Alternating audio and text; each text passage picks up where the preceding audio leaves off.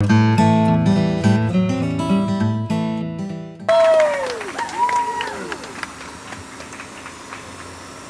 hard act to follow, Joe. One of Joe's points he made I don't have to make now.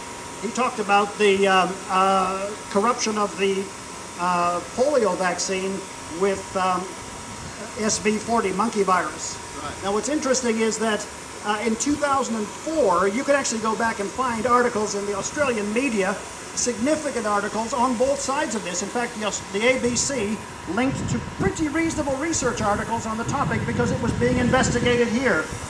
Curiously, not one Murdoch paper, not one news media paper even breathed on it. Any reference, maybe in the comment section. So that's very interesting. And you do your own homework, you can check. I knew today that I would be in the presence of greatness and wasn't sure whether I should do headlines or whatever. So hopefully the story from 2009 I'm about to tell you will get you thinking. In Germany, how many of you remember the H1N1 swine flu pandemic? Yes? All right. Now that was a really big thing, and it ended probably as soon as ever all of the manufacturers had sold the vaccines. It just went away. But it was big, and everybody was pushing for there's a pandemic and so on. Now something happened in Germany, and I'm getting to the relationship between that and this company in just a moment, and companies like it. I see men and women of the New South Wales police force here.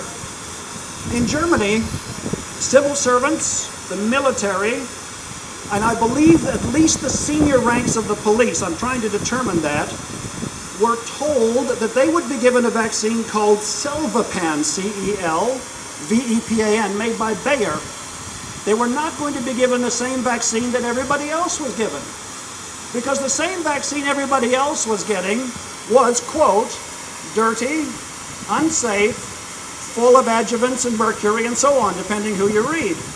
Now that wasn't anti-vaxxers saying it, that wasn't people interested in health freedom, that was the German government made that decision for themselves and their top-ranking civil servants in the military. Everybody else got another product. Now why is that important? Why is that relevant to us? The product everybody else got is a product called Pandemrix. Pandemrix produced by GSK, GlaxoSmithKline. Our shelves in this country were full of Pandemrix. It was ready to go. Of course, then the whole swine flu epidemic faded away and we never got a chance to use it, thankfully. In most Australian media, this one excluded, you can now read stories about the many, many people injured and damaged as a result of the Pandemrix. Injured and damaged as a result of Pandemrix all over Europe. One of the things that it caused was narcolepsy. It caused other things. A lot of young people were badly damaged. The payouts have been huge as a result of this vaccine. In this case, ladies and gentlemen, this country dodged the bullet. But really, I think organizations like this one have an obligation, a public service obligation, to say, hey, listen, the product we're about to give you has been considered dirty and unsafe by one of the wealthiest and most influential governments in the world. Interesting, isn't it? With that in mind, I printed off it's a very interesting piece of paper I'm going to cherry pick here as I close. These are the Code of Ethics. Everybody know what a Code of Ethics is? First from news media and then from Fairfax. Just a couple of interesting points in the light of our conversation here today. You can get this off the website. 1.1. Facts must be reported impartially, accurately, and with integrity.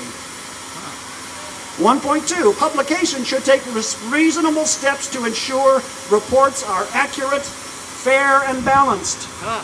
We're not calling for it. You said you would do that. You swore to it. 1.3. Clear distinction must be made between fact, conjecture, comment, and opinion. 1.4. Oh, I love this one. This probably works in marriages too, by the way. I'll give it to you. You'll agree. Try always to tell all sides of the story in any kind of dispute. Every effort must be made to contact all relevant parties. 1.5. I'm not reading all of these. These are just the top here. Do not knowingly withhold or suppress essential facts. I didn't say that. You said it. Came out of this office. Here's 1.9. This is very interesting. Reports of new drugs or medical treatments must be considered with great caution. It is easy to raise false hopes or alarm among readers. Can you believe that's what they've said? 2.1. Serious factual errors should be corrected at the first opportunity.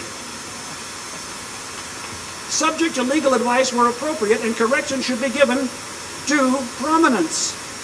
Individuals or organizations that have been criticized in newsgroup publications should be given a fair opportunity to respond. Okay, you need to claim these conditions, these statements. One more from news media, then I'm going to Fairfax. Journalists and photographers may at times have to operate to expose crime, significantly antisocial conduct, public deception, or some other manner of public interest. I think we've heard enough examples today about public deception that has not been exposed. Let me flip to the competition here.